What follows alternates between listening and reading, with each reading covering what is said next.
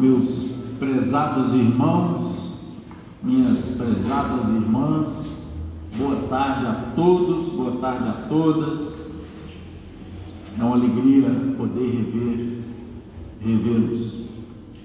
Nós vamos iniciar os nossos estudos dessa tarde, fazendo, como sempre, as nossas orações, elevando os nossos pensamentos a Jesus, nosso Mestre amado, a Paulo de Tarso, patrono da nossa casa, rogando a eles que amparem mais um sábado aqui no solar, nos trabalhos que se desenvolvem,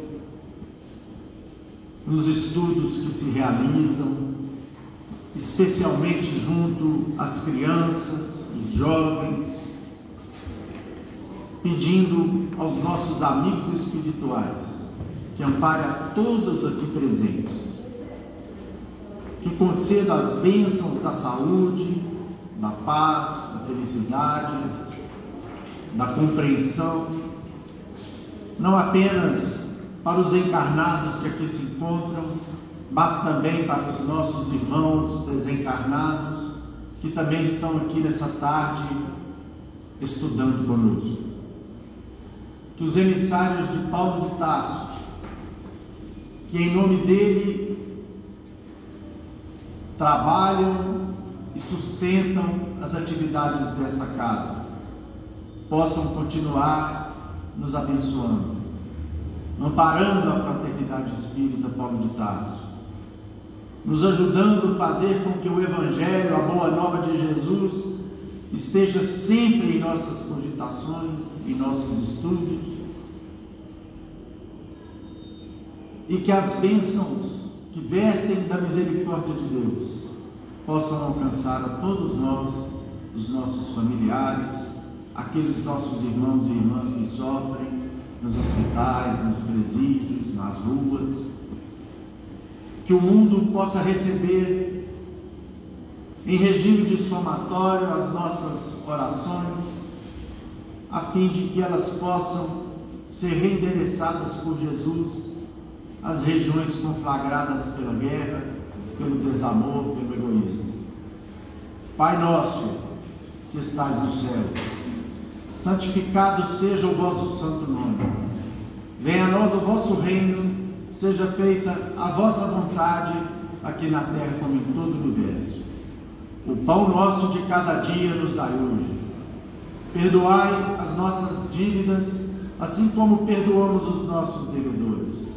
Não nos deixeis cair em novas faltas, livrai-nos do mal, pois que vossos são o reino, o poder, a majestade, a glória, para todo sempre, que assim seja. Em nome de Deus, de Jesus nosso Mestre, de Paulo de Tarso, patrono da nossa casa de oração, estudo e trabalho, dos nossos amigos e benfeitores espirituais, nós estamos iniciando os nossos estudos evangélicos dessa tarde, na santa e bendita paz do Senhor, que assim seja. Do capítulo 14 do Evangelho segundo o Espiritismo: honrai a vosso pai e a vossa mãe. O item 8, a parentela corporal e a parentela espiritual. Os laços do sangue não criam forçosamente as ligações entre os espíritos. O corpo procede do corpo, mas o espírito não procede do espírito, porquanto o espírito já existia antes da formação do corpo.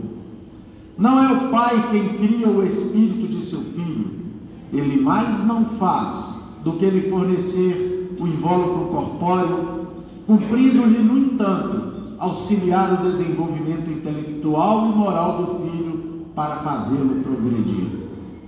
Os que encarnam numa família, sobretudo como parentes próximos, são, as mais das vezes, espíritos simpáticos, ligados por anteriores relações, que se expressam por uma afeição recíproca na vida terrena. Mas também pode acontecer sejam completamente estranhos uns aos outros esses espíritos, afastados entre si por antipatias igualmente anteriores, que se traduzem na terra por um mútuo antagonismo, que aí lhe serve de provação. Não são os da consanguinidade os verdadeiros laços de família, e sim os da simpatia e da comunhão de ideias, os quais prendem os espíritos antes, durante e depois de suas encarnações. Segue-se que dois seres nascidos de pais diferentes podem ser mais irmãos pelo espírito do que se o fossem pelo sangue. Podem então atrair-se, buscar-se, sentir prazer quando juntos, ao passo que dois irmãos consanguíneos podem repelir-se, conforme se observa todos os dias. Problema moral que só o Espiritismo podia resolver pela pluralidade das existências. Há, pois, duas espécies de famílias: as famílias pelos laços espirituais e as famílias pelos laços corporais. Duráveis, as primeiras, se fortalecem pela purificação e se perpetuam no mundo dos espíritos através das várias migrações das almas. As segundas, frágeis como a matéria, se extinguem com o tempo e muitas vezes se dissolvem moralmente já na existência atual. Foi o que Jesus quis tornar compreensível, dizendo de seus discípulos: aqui estão minha mãe e meus irmãos, isto é, minha família pelos laços do Espírito, pois todo aquele que faz a vontade de meu Pai, que está nos céus, é meu irmão, minha irmã e minha mãe. A hostilidade que lhe moviam seus irmãos se acha claramente expressa na narração de Marcos, que diz terem eles o propósito de se apoderarem do Mestre, sob o pretexto de que este perdera o Espírito. Informado da chegada deles, conhecendo os sentimentos que nutriam a seu respeito, era natural que Jesus dissesse, referindo-se a seus discípulos do ponto de vista espiritual: eis aqui meus verdadeiros irmãos. Embora a companhia daqueles estivesse na sua mãe, ele generaliza o ensino, que de maneira alguma implica haja pretendido declarar que sua mãe, segundo o corpo, nada lhe era como espírito, que só indiferença lhe merecia. Provou suficientemente o contrário em várias outras circunstâncias. Passamos a palavra para a Luciana, para que ela possa iniciar os comentários da tarde. Boa tarde a todos, que a paz de Jesus envolva todos nós. Bom, dando continuidade então aos estudos no sábado, né, que vem como tema honrar a vosso pai e a vossa mãe, quarto mandamento das leis divinas. E Kardec traz aqui então no capítulo 14, né, ampliando aí, explicando esses ensinamentos de uma forma tão grandiosa, porque aqui nesse capítulo ele vai falar sobre a postura nossa como filhos, o respeito que devemos dar aos nossos pais. Ele vai falar nesse capítulo sobre a missão sublime da paternidade. E, como nos estudos dessa tarde, o item 8, ele vem falar sobre a família, a importância da família, esse pequeno núcleo familiar em que nós podemos falar que é um núcleo de aprendizado do ser. E voltando aqui então ao item 8, vamos entender então o que Kardec nos traz acerca da família, desses laços. Então ele inicia dizendo nesse item que os laços de sangue não criam forçosamente os liames, ou seja, a ligação entre os espíritos. O corpo procede do corpo, mas o espírito não procede do espírito, porquanto o espírito já existia antes da formação do corpo. Então, o que ele quer dizer com isso?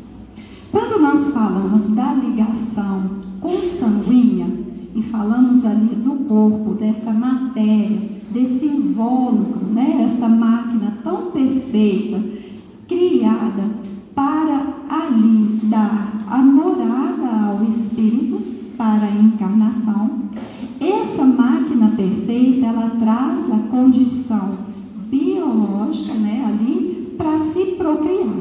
Então aí, juntas ali, a união de dois seres, junta-se ali, né, na gameta masculina com a feminina, se cria um novo corpo, se cria essa nova veste. Então ele está dizendo assim, olha, o corpo, ele pode produzir um outro corpo, mas o espírito não. Não há assim, um espírito juntar com outro espírito, né, se unir a outro espírito e formar um outro espírito. Não existe isso. O espírito já é formado, né?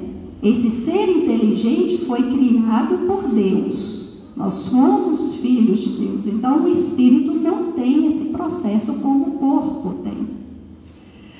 E ali nós vemos como a família contribui para a reencarnação.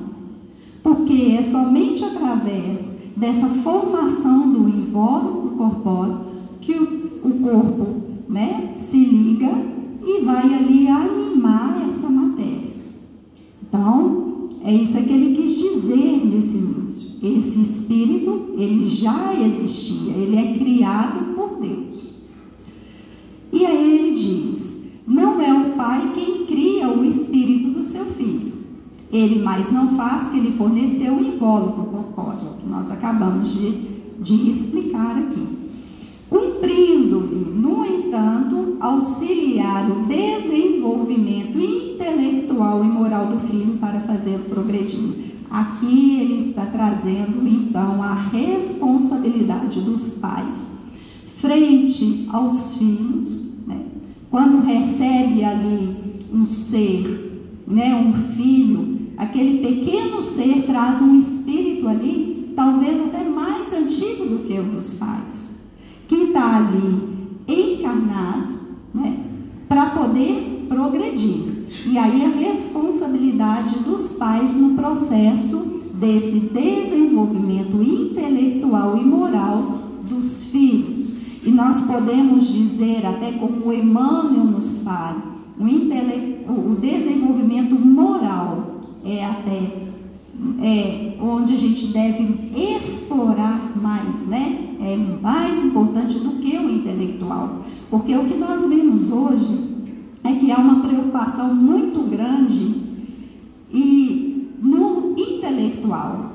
Aí eu vou cuidar da educação do meu filho, eu vou colocar meu filho em cursos, eu vou fazer isso e aquilo para que ele cresça, para que ele adquire ali uma condição boa, mas e o moral? O moral está sendo trazido em segundo plano e não é, né? O moral tem que ser trazido em primeiro plano, para que ele também se utilize do intelecto de uma forma mais forma de auxiliar na sociedade, né? Auxiliá-lo na convivência ali no dia a dia com outras pessoas, né? Então é o intelecto moral que vai fazer isso. Então ali a importância dos pais de estarem no acompanhamento ali dos filhos. E ele continua: os que encarnam numa família, sobretudo como parentes próximos, são, a mais das vezes, espíritos simpáticos ligados por anteriores relações que se expressam por afeição recíproca na vida terrena. Então, muitas vezes, no núcleo familiar, há ali aqueles que têm afinidade, que são ligados por laços de simpatia, uma convivência mais tranquila, um auxiliando ali o outro, mas ele traz o seguinte, mas também pode acontecer, sejam completamente estranhos uns aos outros, esses espíritos, afastando entre si por antipatias igualmente anteriores, que se traduzem na terra por mútuo antagonismo, ou seja, pela rivalidade entre um e outro, né?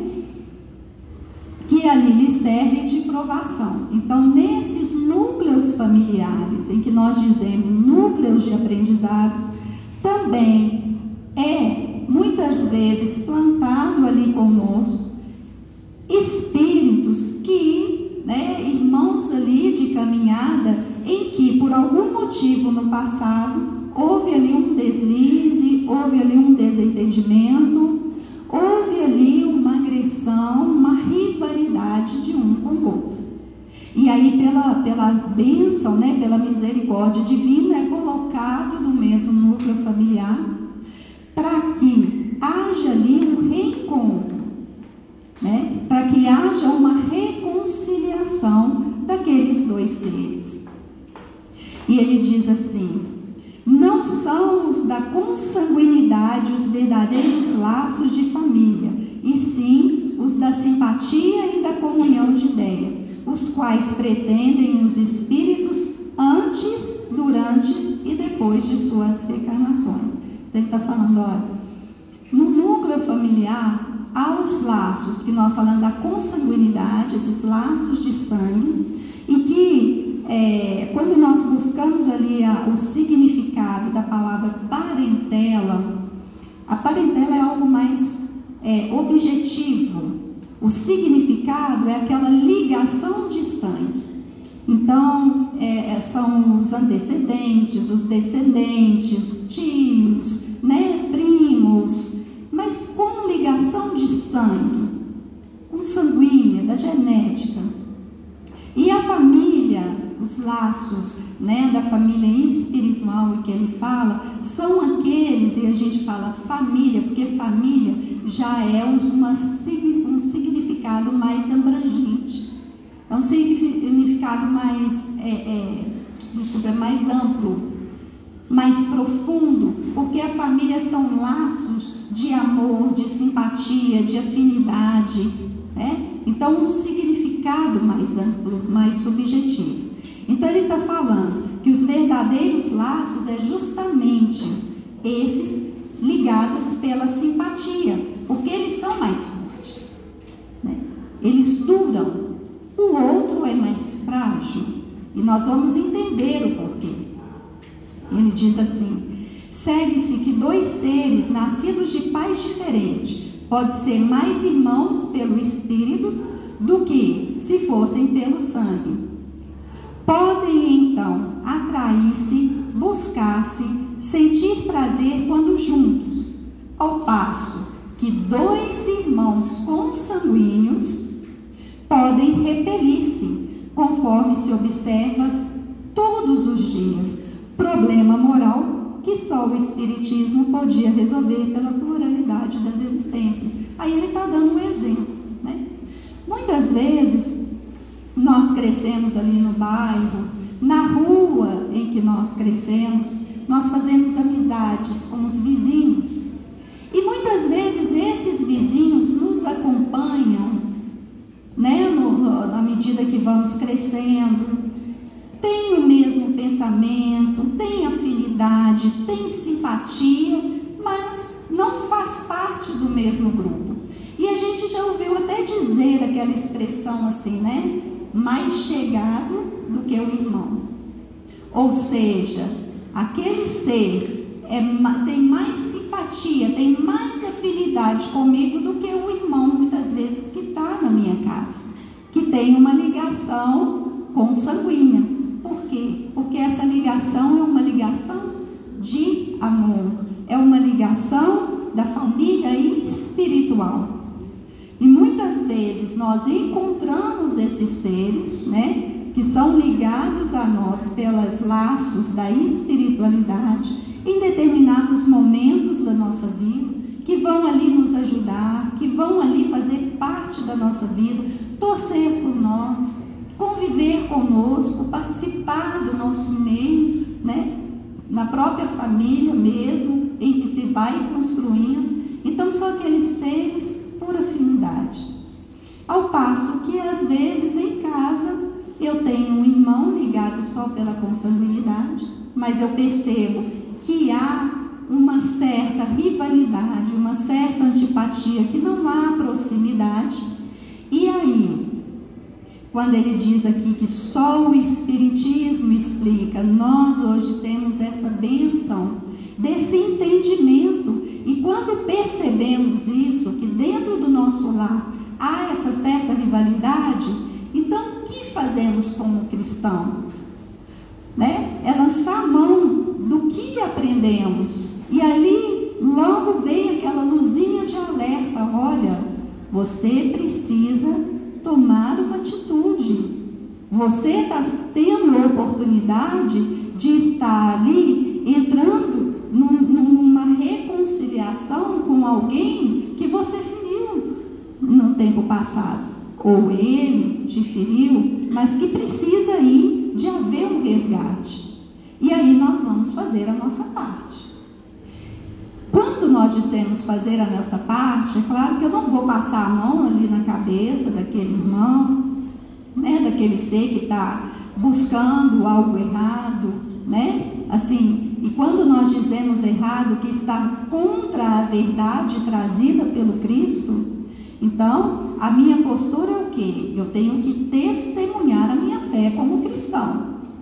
Então, eu vou me manter firme, mas eu não vou ser agressivo com o outro. Eu não vou obrigar o outro a acreditar, lembrando aí a lição de André Luiz, o que os outros fazem, o que os outros pensam, o que os outros falam, isso é eles com Deus. Nós não podemos interferir no livre-arbítrio, mas nós podemos, é o nosso dever, aprender a conviver com aquele ser. Ser caridosos, ser pacientes, tentar ajudar da melhor forma possível, sem intervir nas escolhas do outro. Esse é o nosso dever, É aproveitarmos esse tempo que estamos no mesmo núcleo de aprendizado para quebrar essas ligações, muitas vezes criadas de mágoa, de tristeza, para que possa haver ali um reencontro, E nós hoje, pelo Espiritismo que nos traz essa informação, então cabe a nós fazer a nossa parte.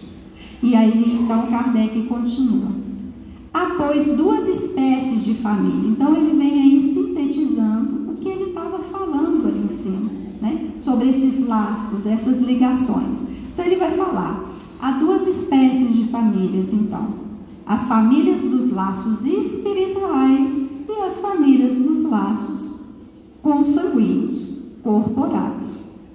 Duráveis, as primeiras se fortalecem pela purificação e se perpetuam no mundo dos espíritos através das várias migrações da alma. Então, o que ele está dizendo? Quando nós, essas ligações espirituais, à medida que progredimos, elas vão se fortalecendo, elas vão se perpetuando, são laços firmes que não se desfazem. E o bonito disso tudo é que quando há essas oportunidades de reconciliações nesse grupo familiar, no grupo de aprendizado, nesse núcleo familiar,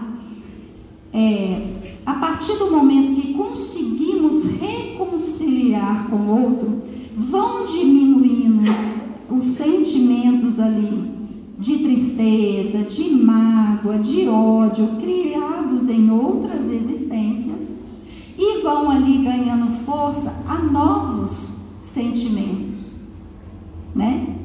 E ali é o sentimento de amor, de caridade, há uma aproximação, uma afinidade.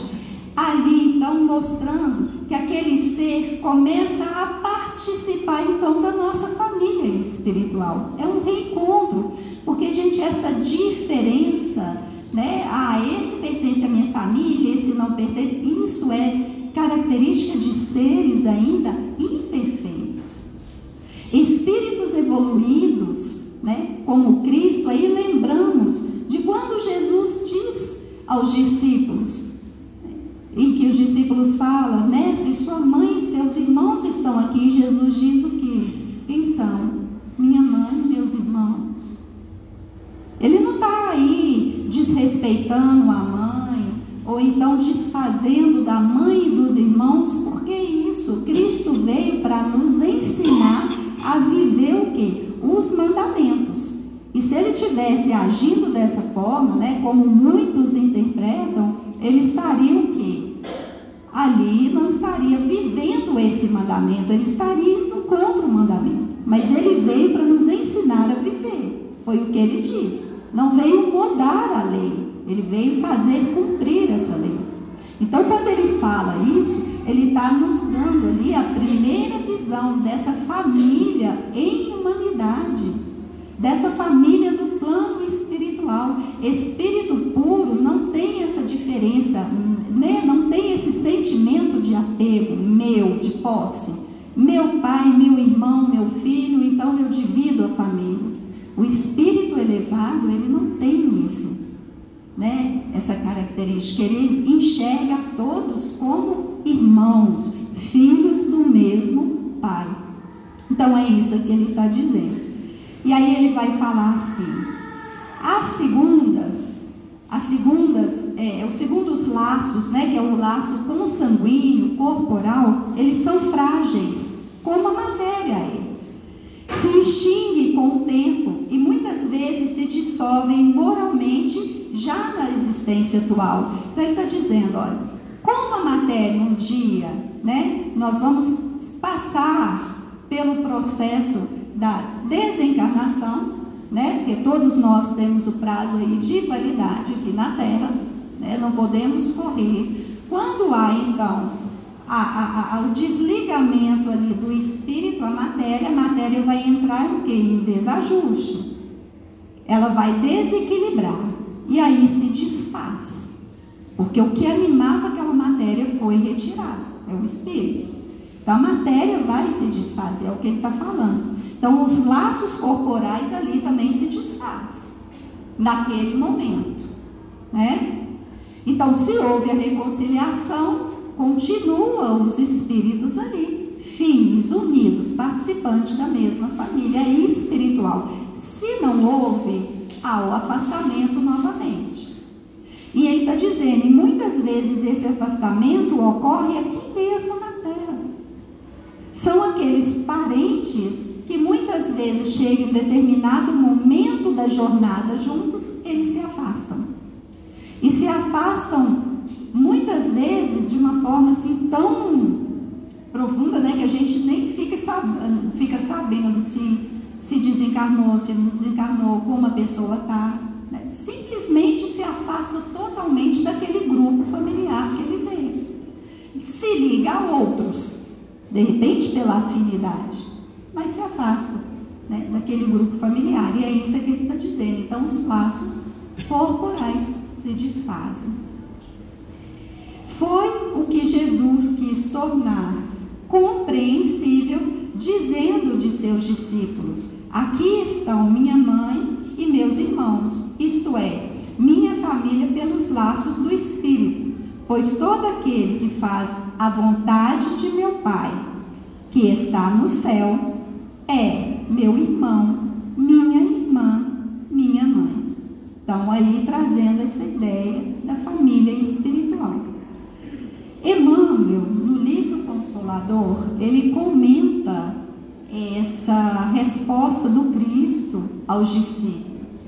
Então ele vai dizer assim: o Senhor referia-se à precariedade dos laços de sangue, estabelecendo a fórmula do amor, a qual não deve estar circunscrita ao ambiente particular, mas ligada ao ambiente universal, em cujas estradas deveremos observar e ajudar fraternalmente a todos os necessitados, desde os parentes mais felizes aos mais desvalidos da sorte. Então, trazendo aí essa ideia da sociedade, né?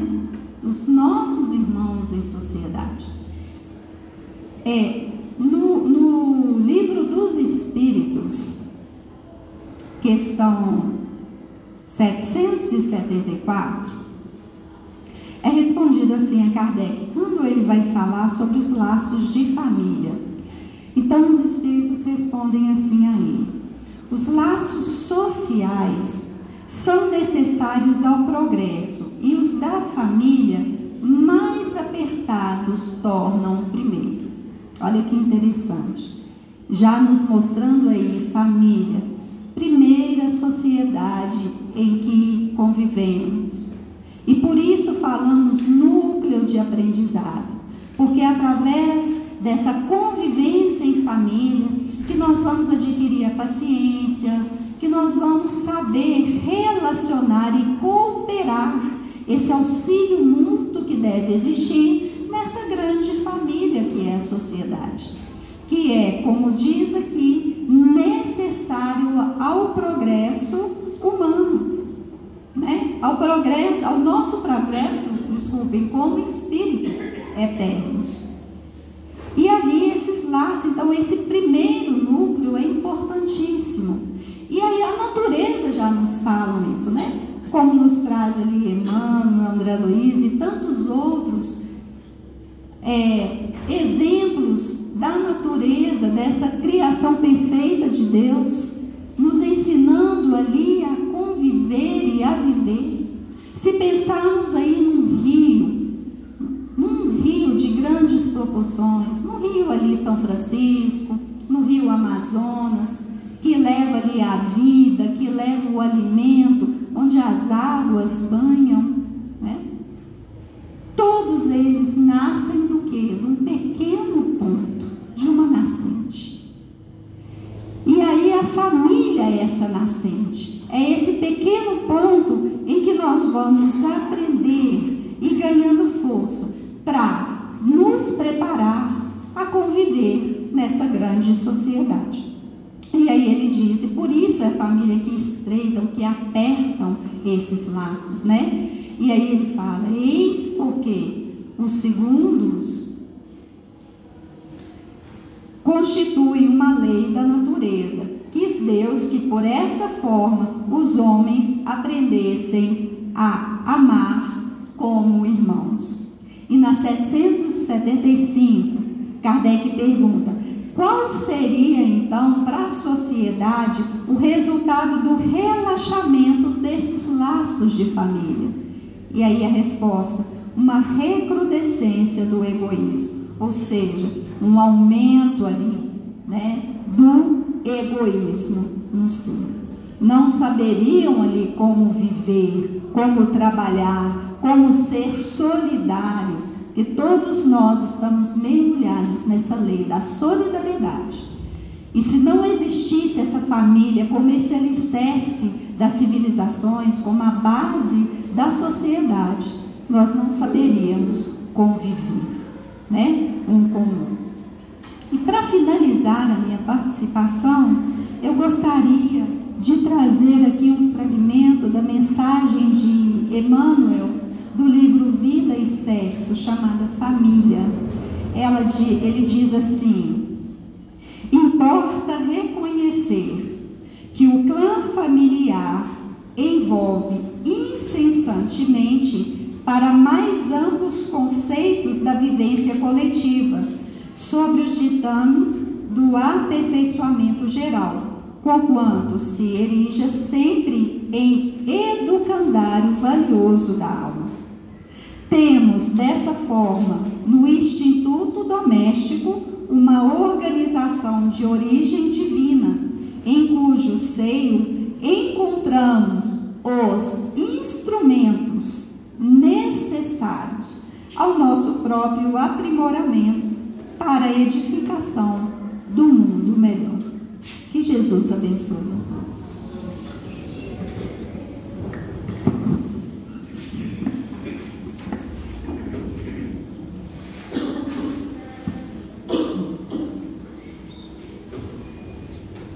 O lar, a família, é o porto de onde as almas partem e iniciam a sua viagem rumo ao mar alto da vida. Essa é uma frase de Emmanuel, no livro, numa página intitulada A Família. E nós iniciaremos o nosso estudo dessa tarde, meus irmãos e minhas irmãs, relembrando uma passagem de Jesus na casa de Pedro, que foi retratada no mundo espiritual pelo espírito de Neio Lúcio, numa página psicografada pelo nosso inesquecível Chico Xavier, no livro Jesus no Lar. O nome da página é muito sugestivo. É a Escola das Almas. E congregados em torno de Jesus, os familiares de Pedro ouviram a voz suave e persuasiva do Mestre comentando os sagrados textos. Quando a palavra divina terminou a formosa preleção, a sogra de Pedro indagou inquieta: Senhor, afinal de contas, o que vem a ser a nossa vida em família? A nossa vida no lar? Contemplou-a Jesus de maneira significativa, demonstrando a expectativa de mais amplos esclarecimentos, e a matrona ainda acrescentou: iniciamos, Senhor, as tarefas do lar, da constituição da família, entre flores, para depois encontrarmos uma pesada colheita de espinhos. No começo, é a promessa de paz e compreensão. Entretanto, logo após, surgem as pedras e os dissabores. Reparando que a senhora Galileia se sensibilizara até as lágrimas, Deus se pressa a Jesus em responder. E aí responde Jesus, proferindo o seguinte ensinamento: o lar é a escola das almas, o templo onde a sabedoria divina nos habilita, pouco a pouco, ao grande entendimento da humanidade. Eu vou repetir aqui o início do ensinamento de Jesus, para que todos possam fixar na ideia e no coração. O lar é a escola das almas, o templo onde a sabedoria divina nos prepara, pouco a pouco, ao grande entendimento da humanidade. E se nós formos relembrar a história das civilizações humanas, nós verificaremos que as grandes civilizações iniciaram no entendimento da família. E sorrindo, perguntou Jesus à sogra de Pedro. E Jesus, como nós sabemos, meus irmãos, minhas irmãs, ele se utilizava para proferir os ensinamentos definitivos que haveriam de pertencer ao patrimônio da humanidade por toda a eternidade, utilizando os pequeninos símbolos daquele tempo. O que aquela senhora, sogra de Pedro, sem cultura, certamente com pouca experiência no que diz respeito à vivência fora do seu próprio lar, o que ela poderia compreender a não ser os exemplos da sua própria vida doméstica? E o Mestre, na sua sabedoria inesgotável, se utiliza de pequenos símbolos, pequenas rotinas existentes no lar daquela senhora, para proferir a todos nós um ensinamento mais maravilhoso que já foi ouvido pela humanidade a respeito da família. que fazes inicialmente as lentilhas antes de servi-las à refeição? Perguntou Jesus à sogra de Pedro.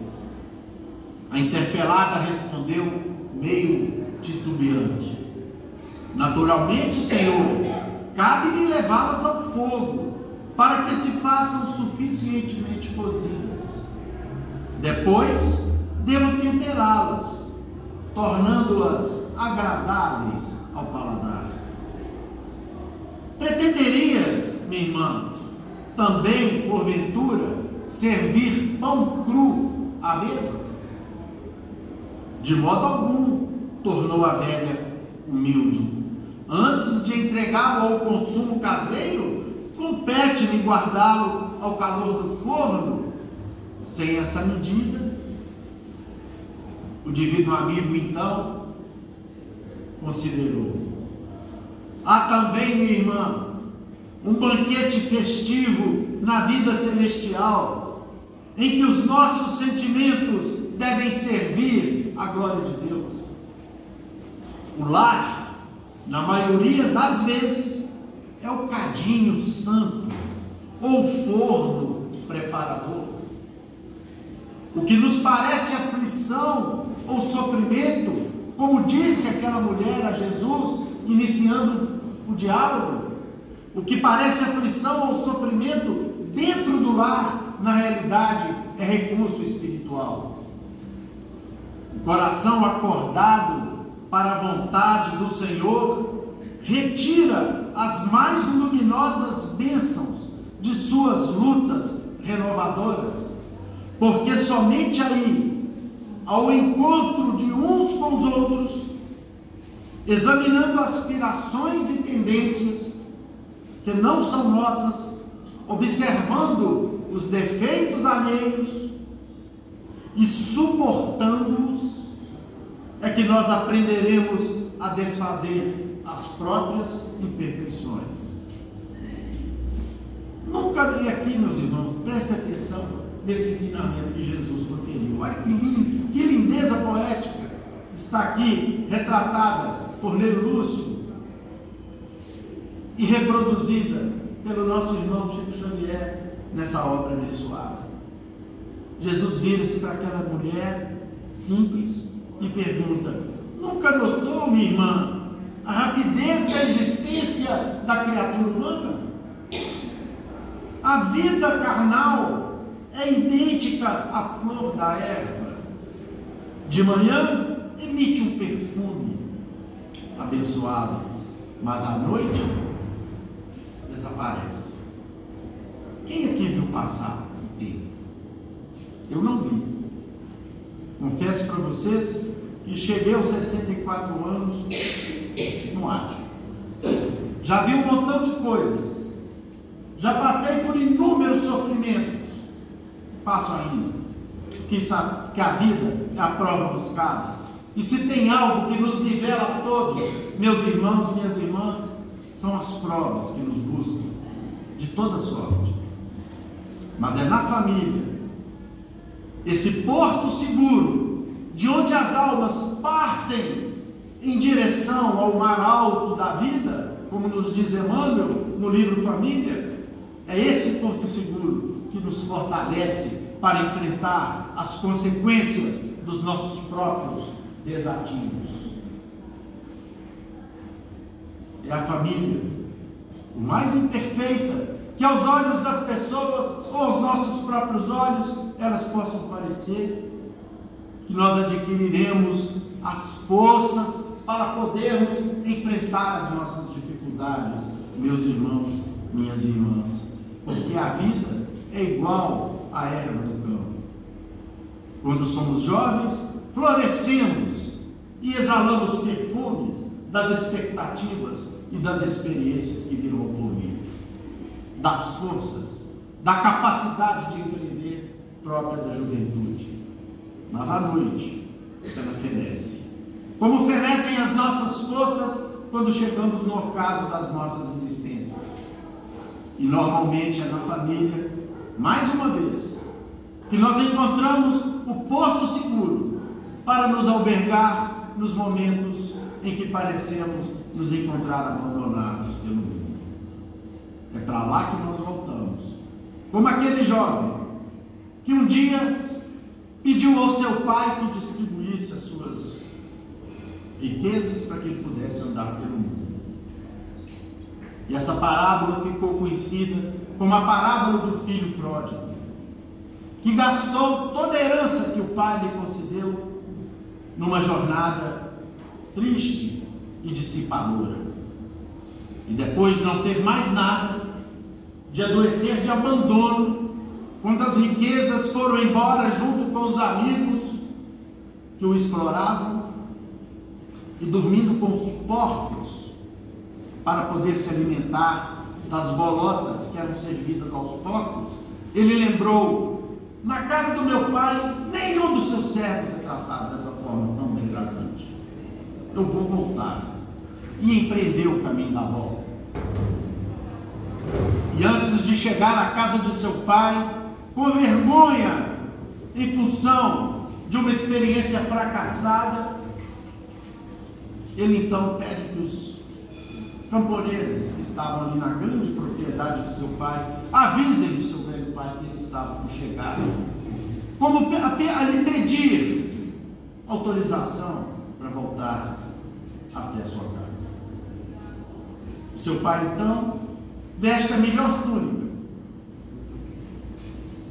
e dirige pessoalmente a entrada de sua propriedade para receber o seu filho pródigo, o seu filho arrependido, com um coração cheio de amor, cheio de desejo de rever aquele filho ao qual ele sentia tanta saudade.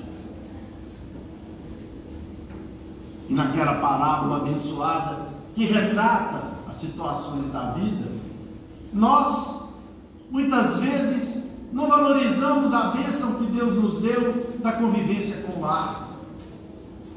E muitas vezes, aspirando uma liberdade imaginária e equivocada, nós saímos pelo mundo como se o mundo fosse o objetivo principal e único nas nossas vidas. O lar ensinou Jesus para aquela senhora já idosa. É um curso ligeiro para a fraternidade que desfrutaremos na vida eterna. Sofrimentos e conflitos naturais em seu círculo são lições. É no lar que, especialmente partindo das mães, que nós recebemos a compreensão para as nossas incompreensões. É que nós recebemos o perdão primeiro para as atitudes equivocadas, para as respostas mal dadas, para a preguiça, para a falta de desejo de contribuir e de auxiliar muitas vezes para a paz doméstica. É no lar que nós recebemos a compreensão de pais muitas vezes de cabelos encanecidos, que insistem em nos levar para os caminhos retos da vida, enquanto nos equivocamos, perdidos muitas vezes por falsas e imaginárias ilusões que nos custarão caro no futuro. A sogra de Simão escutou atenciosa e ponderou: Senhor, há criaturas, porém, que lutam e sofrem e, no entanto, jamais aprendem.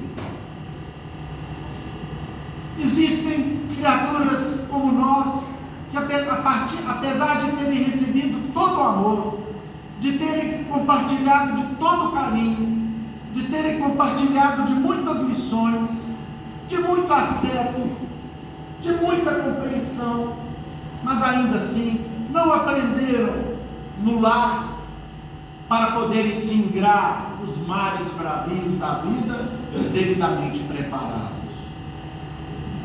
O Cristo olhou a sua interlocutora com olhos muito lúcidos e continuou fazendo mais uma pergunta: minha irmã, o que você faz com as lentilhas que endurecem e que não cedem à ação do fogo?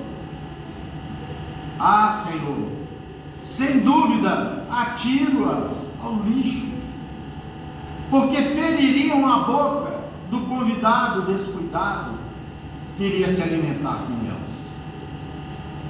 Então, meu irmão, minha irmã, terminou o mestre, ocorre o mesmo com a alma rebelde às sugestões edificantes do lar. A luta comum mantém a fervura benéfica.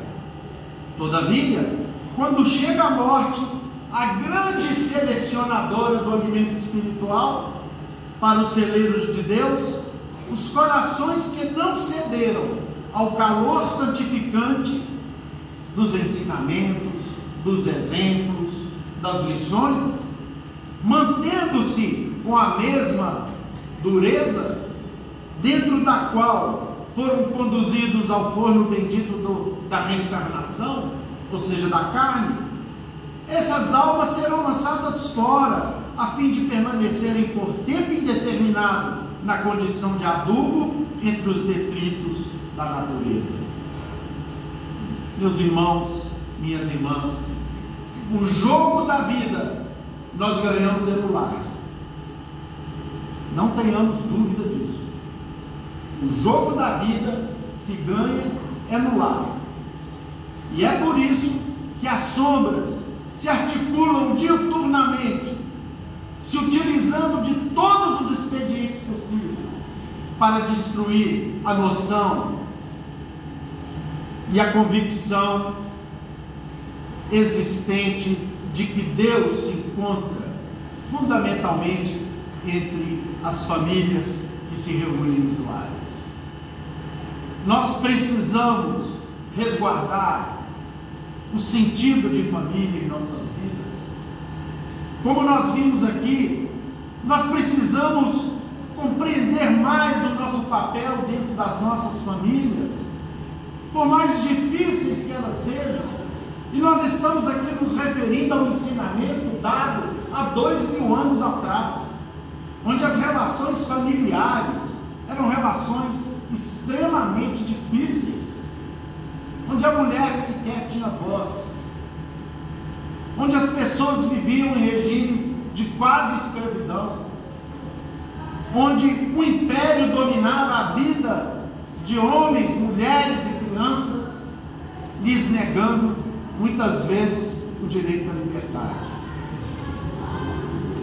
E no entanto, Jesus demonstrou de maneira clara que o mundo no futuro, aquele mundo regenerado, aquele mundo transformado, aquela civilização modificada, o seria a partir da evolução das famílias na Terra.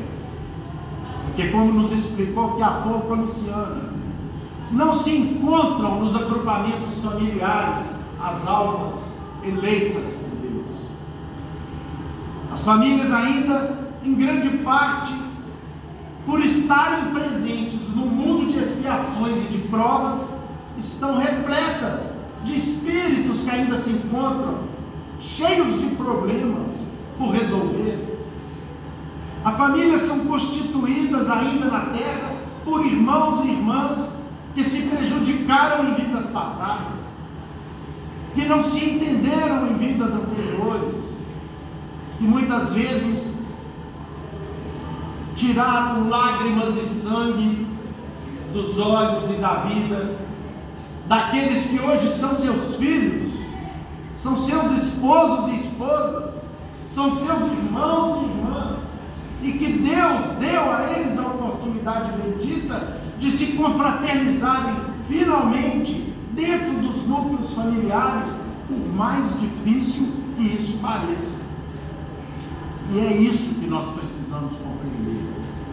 Nós temos a oportunidade e a bênção de quitar dívidas pesadas, suportando melhor o familiar, tendo caridade para com alguém que convive conosco, procurando aprender com as dificuldades dos outros familiares aquilo que nós não devemos fazer,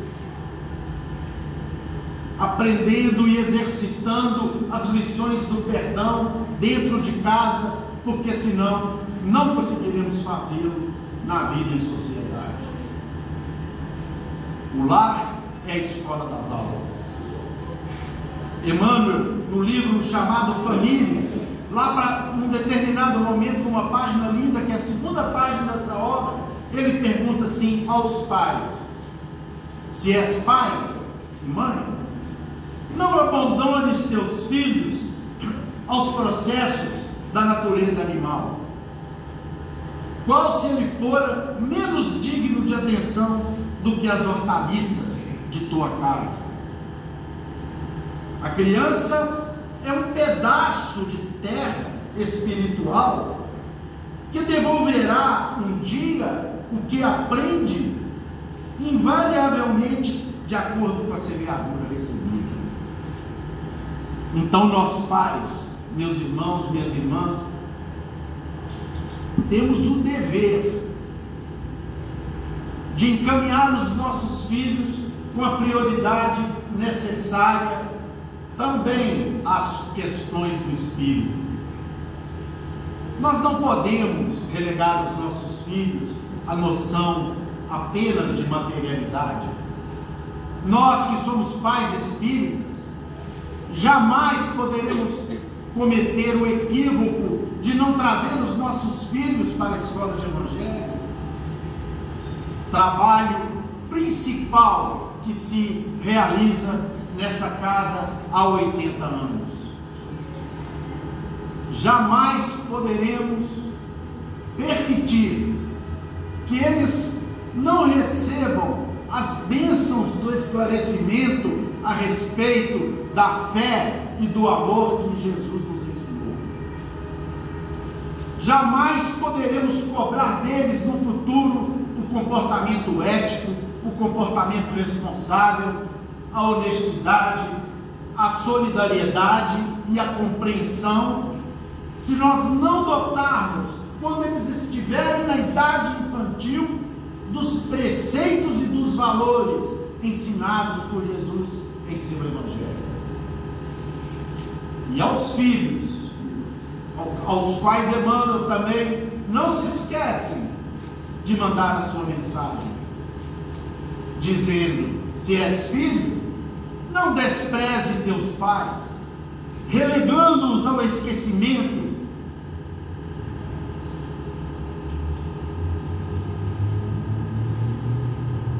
e subestimando-lhe os corações, porque também um dia precisarás da compreensão de seus próprios filhos.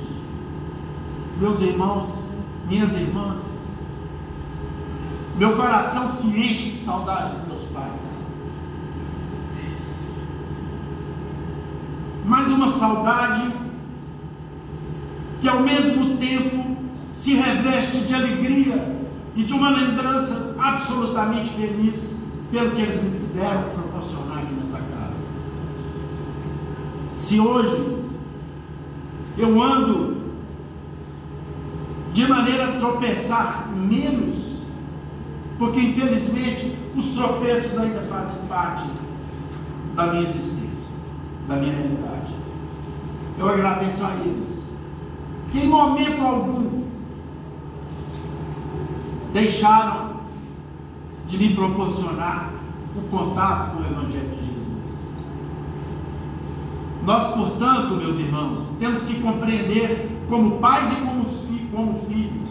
E esse capítulo que nós estamos estudando aqui nessa tarde é um capítulo absolutamente maravilhoso. Existe um item aqui que chama-se piedade filial, escrito por Kardec, sob a inspiração dos espíritos superiores, que Kardec chega a dar detalhes de como os filhos devem tratar seus pais, de como nós temos que levar aos nossos pais as delicadezas aparentemente mais singelas, além do respeito, da condescendência, da submissão,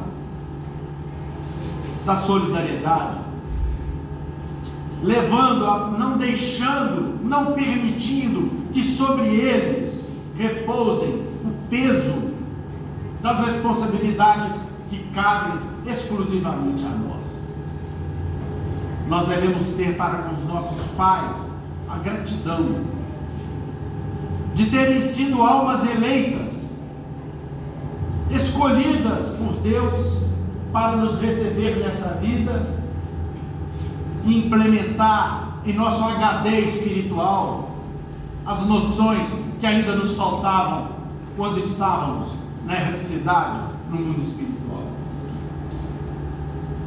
É aos pais aos quais nós não temos o direito de julgar, porque quem os julga é Deus, é que nós devemos, em nome deles, estabelecer em nossos lares uma relação de pródiga fraternidade para com aqueles que Deus nos concedeu como irmãos nessa encarnação.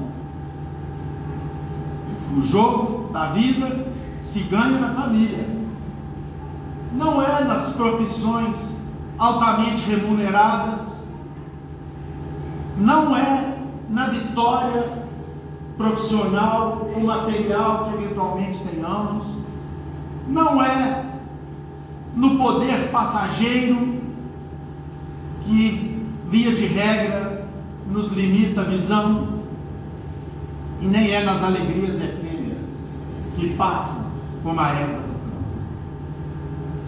É na família que nós iremos antever as alegrias ou as tristezas que nós haveremos de passar quando regressarmos à vida espiritual. Honorifiquemos a família, as famílias da terra, meus irmãos. Dignifiquemos as famílias, por mais difíceis que sejam os relacionamentos ali existentes.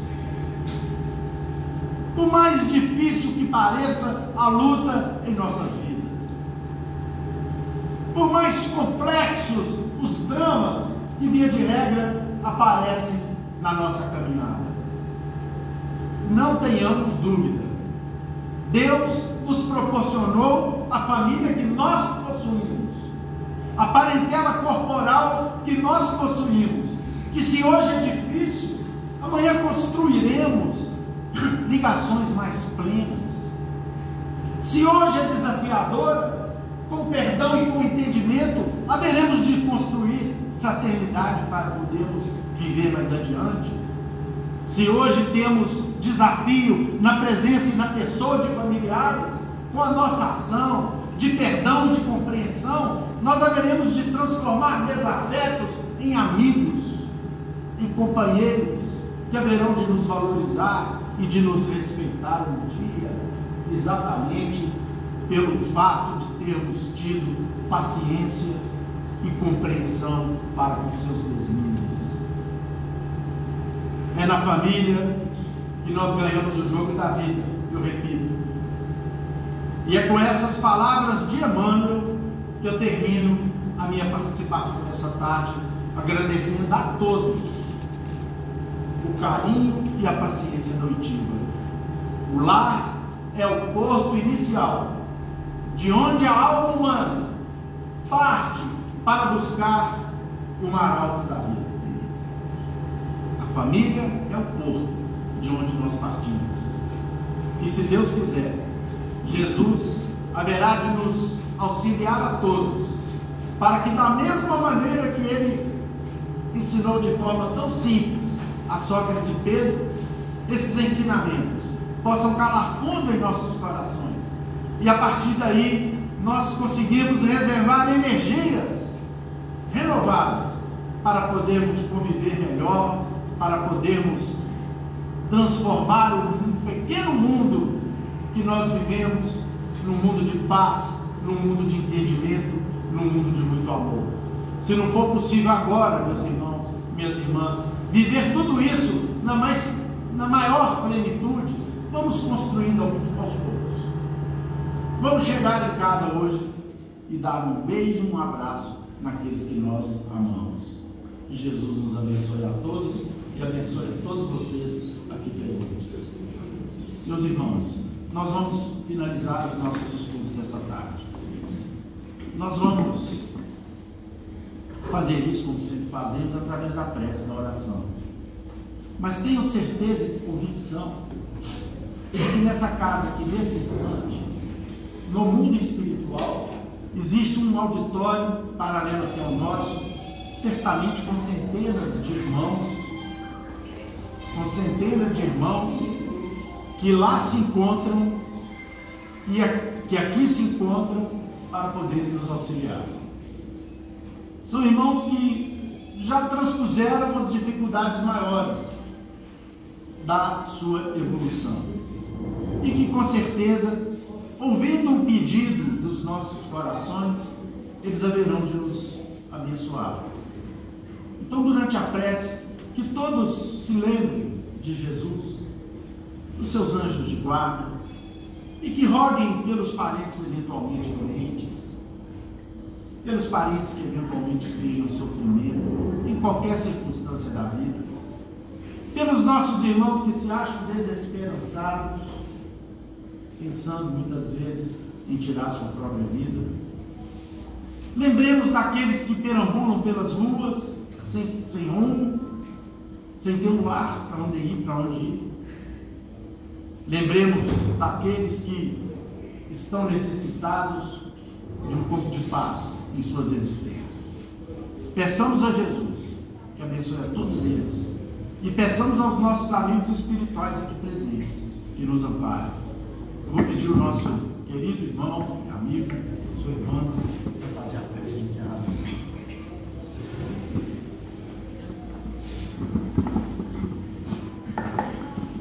Querido Mestre Jesus, terminados os comentários da tarde, estamos agradecendo, Senhor, a oportunidade de estudarmos reunidos sob o vosso nome, nas fileiras da doutrina espírita. Essa tarde, Senhor, a doutrina espírita, o Consolador prometido, nos explicou o valor da família. E como ficou claro, a família é o porto seguro, onde buscamos forças para enfrentar as dificuldades do caminho. Que saibamos valorizar a nossa família, Senhor. Pedimos as bênçãos por todos nós que aqui nos encontramos, encarnados e desencarnados. Que a vossa misericórdia estenda a cada um de acordo com o grau de merecimento e a sua necessidade. Pedimos, Senhor, que essas bênçãos sejam extensivas aos nossos lares, aos hospitais, aos cancerosados, aos leprosários, aos manicômios, aos presídios, aonde houver dor, aflição, padecimento, que o emissário seu esteja presente, levando consolo, a resignação e a paz. Ave Maria, cheia de graça, o Senhor é convosco. Bendita sois vós entre os anjos, bendito o fruto do vosso ventre. Nasceu Jesus. Santa Maria, Mãe de Jesus, rogai a Deus por nós, pobres pecadores, encarnados e desencarnados, hoje, agora e sempre, que assim seja. Devolvemos a palavra ao nosso irmão Euro, para que ele possa encerrar a reunião da tarde. E em nome de Deus, de Jesus, nosso mestre amado, de Paulo de Tarso, patrono da nossa casa de oração, estudo e trabalho, dos nossos amigos e benfeitores espirituais, nós estamos encerrando os nossos estudos evangélicos e doutrinários nessa tarde, na santa e bendita paz, que assim seja.